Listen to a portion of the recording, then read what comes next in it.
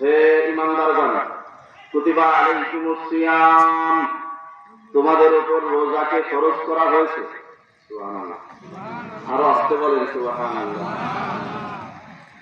রব বলেন কুতিবা আলাইকুমুস সিয়াম, তোমাদের উপর রোজা ফরজ করা হয়েছে।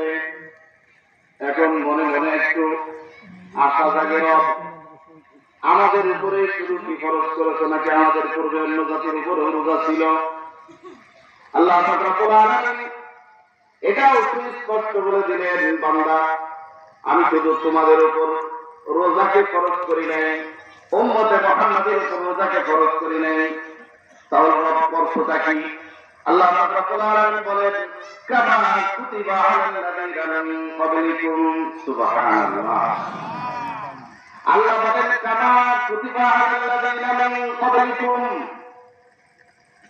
যেমনি ভাবে তোমাদের পূর্ববর্তীদের উপর রোজাকে ফরজ করা হয়েছিল। সুবহানাল্লাহ। এই পর্যন্ত একটা কথা। এবার প্রথমে খেয়াল করেন, আল্লাহ তাআলা সম্বোধন করছেন কাদেরকে, আহ্বান করছেন কাদেরকে? এই জগতে দুই শ্রেণীর মানুষ আছে। এক শ্রেণীর মানুষ ঈমানদার, আর এক শ্রেণীর মানুষ বেঈমান। বেঈমানের আবার বিভিন্ন ক্যাটাগরি আছে। কারো নাম আছে মুনাফিক, কারো নাম আছে কাফের, কারো নাম আছে মুশরিক, কারো নাম আছে মুরতাদ, কারো নাম আছে মুলহিদ, কারো নাম আছে জিন্দিক।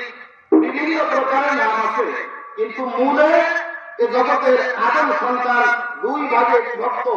একটা হলো ঈমানদার আর একটা হলো বেঈমান।